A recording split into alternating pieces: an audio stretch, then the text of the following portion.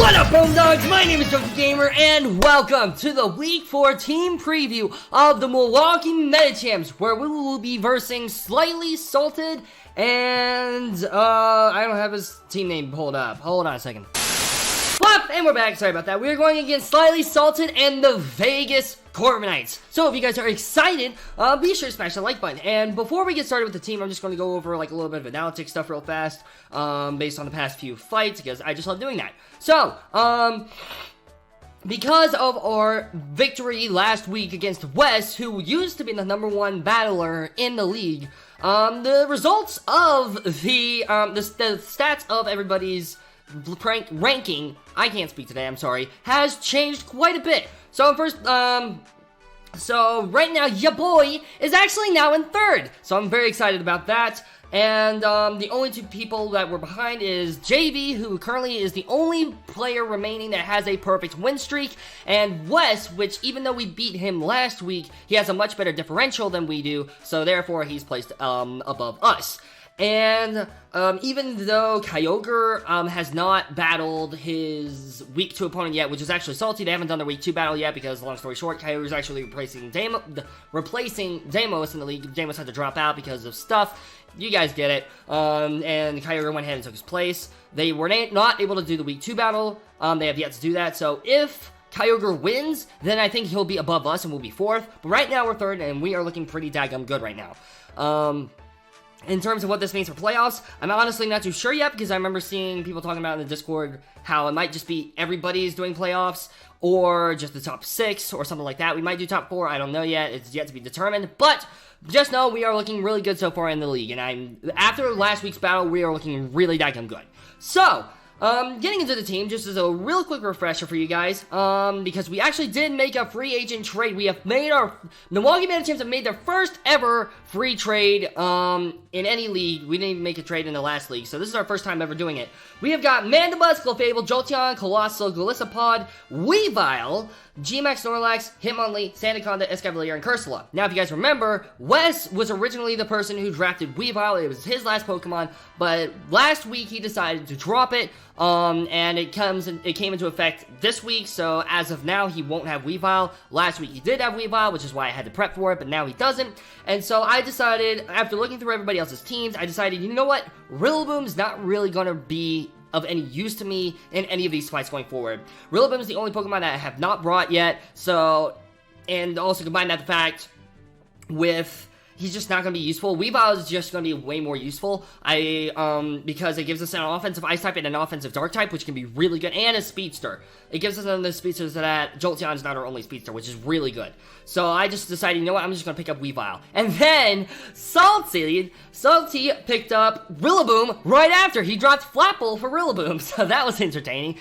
Speaking of Salti's team, he's got Cinderace, Corviknight, Rillaboom, Inteleon, Haxorus, Reuniclus, Rotom Heat, Diggersby, Scrafty, Rotom, regular form, and Dynamax Sylveon. So he's got a really scary team as well. I think the main reason he picked up Rillaboom was just so that way he could say he had all 3 starters. I don't know. I don't know any other reason why he would drop Flapple. Maybe he's got a strat I don't know about. Maybe he's going to bring Rillaboom against my team. I don't know. It's going to be interesting. But, he's got a pretty scary team. I do agree with this. So far, he's brought Cinderace to both battles, and it's become, you know, it's a threat. It's something I do have to worry about. Corviknight is something that can be really problematic against my team. Inteleon can be okay. Haxorus can be a problem. Reuniclus can kind of just be a problem. Rotom Heat. If he doesn't bring Rotom Heat, I'm going to be shocked. Just because it can do a lot of damage against our team with the Electric Fire combo. Diggersby, he could bring. Probably not. Scrafty.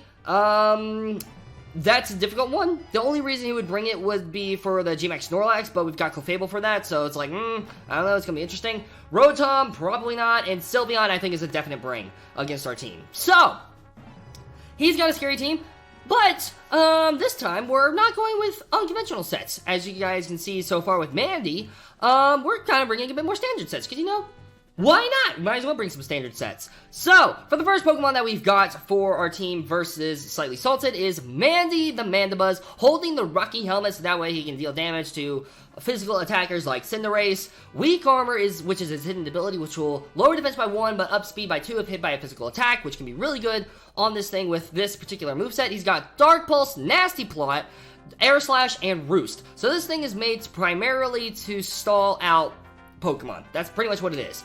And like set up a nasty plot and then just start sweeping things.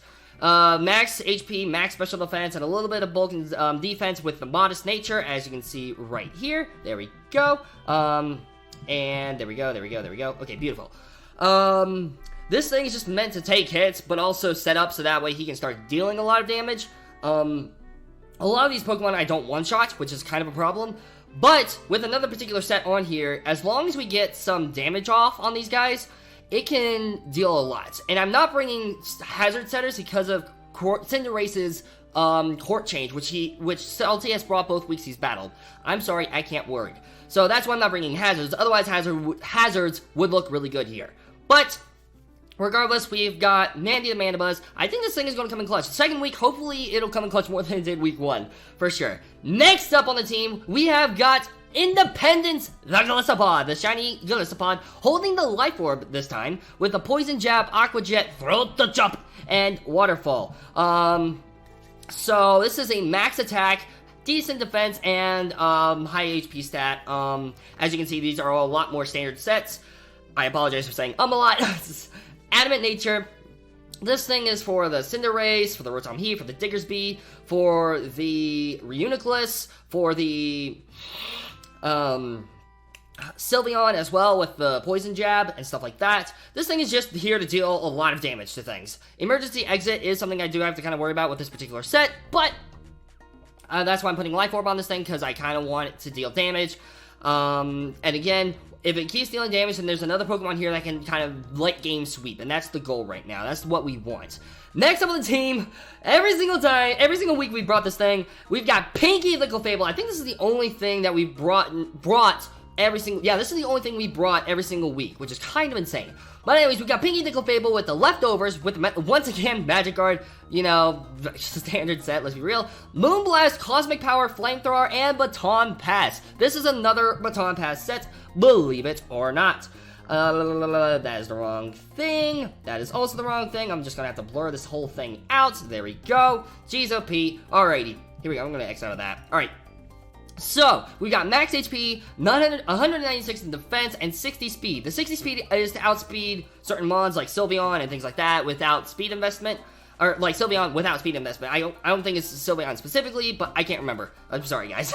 I'm sorry, guys. I can't exactly remember. But, anyways, HP 252, just this thing is meant to take physical hits, deal damage. Moonblast takes care of the Scrafty real easily, and the Haxorus real easily as well. Flamethrower is for the Corviknight specifically, so that way we don't get walled by that thing. Cosmic Power is to set up defenses, and then Baton Pass to Baton Pass those defensive stats over to other Pokemon, which can really benefit a lot from even just a +1. A lot of these Pokemon can just, if they get like a +1 or even +2 defense, it's going to do a lot. So I'm really excited for Pinky. This is obviously a much more supportive set. So yeah.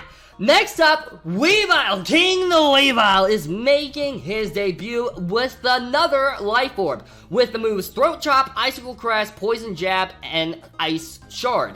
So, and the Pressure ability, because Pressure ability is awesome. Max attack, max speed, with the 36 special defense. This thing is just here to deal damage. Life Orb helps boost up this guy's stats a lot. And with Ice Shard as priority, a lot of the times we'll knock out every single Pokemon. Besides, like, the Cinderace, we'll have to get a little bit of damage off on this thing. There's a lot of Pokemon we will have to get some damage off of first before we send in King the Weavile. But with a majority of these guys, he outspeeds everybody. He outspeeds his fastest mon, Inteleon. Even with this particular set, it even outspeeds max speed Inteleon, which is his fastest thing on the team. Basically, the only way he'll be able to outspeed us is if he's running Choice Scarf on something, which he could do, 1000%, and I definitely have to be aware of that. But this thing is here just to cause havoc, just to get kills, and I'm super excited about it. And again, this is one of those mons where it's like it could benefit a lot from a plus defense. So it's going to be interesting. It's going to be interesting to see how things play out. Next up is another mon that can actually benefit a lot from defensive boosts, and it is Kyle J. Jad Jr., the return of the Gigantamax Snorlax, also holding the leftovers with immunity, Iron Head, Hammer Arm, Fire Punch, and Curse. Now this is a setup mon as well with Curse, obviously. And this thing, if we play it right, can just annihilate things. Max HP, max attack with adamant nature, and +4 in defense. If we get a +1 defense, even with max steel spike or Pinky's cosmic power switch, this thing can just take hits a lot. It'll take hits infinitely better. Nothing can really knock it out if it gets a +1 defense. So we've got the moves Iron Head for things like, obviously, the Sylveon. That's the main reason for it, not even gonna lie. And to get a +1 defense if we need it. Hammer Arm is for things like the Diggersby and the Scrafty. And Fire Punch is for things like the Corviknight and the Rillaboom. And yeah, and then Curse is just kind of setup stuff because that's great. And Hammer Arm also raises, Max Knuckle raises attack as well. So this thing is primarily a setup mon. And yeah, hopefully this thing works out to our advantage. That would be nice. And last but not least on the team, we have got the return of Twister. Another Week 1 Mon finally returning, the Sandaconda. I actually debated about bringing a couple of other Pokemon like Jolteon and Colossal I debated about bringing instead of Twister, but I decided ultimately for this particular team, Twister would be the best thing to round things out. He's got the moves Glare, Body Press, Coil, and Stone Edge with the Shed Skin ability, and another Pokemon with leftovers. I have to double check, make sure everything's okay with running multiple items, just to make sure. It should be, but I'll make sure. Glare is just to paralyze things like the Cinderace and the Inteleon, because if we get a Glare off on those things, then King guarantees outspeed, even if they're choice cards, which can be critical. Body Press is for the Scrafty and the Diggersby, and things like that. Coil is, this is another setup mon as well. This is the only one with, like, complicated IVs, as you can see. So Coil, which raises attack, defense, and accuracy, can be really good on this set. And Stone Edge is for hitting things hard, like the Corviknight, kind of-ish, and Rotom Heat, regular Rotom, Sylveon even, stuff like that. So, we've got quite the interesting sets. It's going to be interesting to see how well this team plays out. I do have high hopes for this team. I think it's going to be really good. And yeah, and I'm pretty sure I'll be able to build this team this time. I don't think I'll have to ask Jayvee. I might have to. We'll see. Like, I do need hidden ability Mana Buzz. I don't have that yet, but we'll work it out. We will work it out, basically. And I'll double check, make sure running multiple items is okay. And yeah, that's pretty much gonna sum everything up. So, I'm gonna go ahead and wrap things up by saying thank you guys so much for watching this video. If you guys enjoyed it, be sure to leave a like, subscribe if you guys are excited for our battles. Be sure to smash the like button and subscribe. So yeah, I'll see you dudes in the next video. Peace out, mates!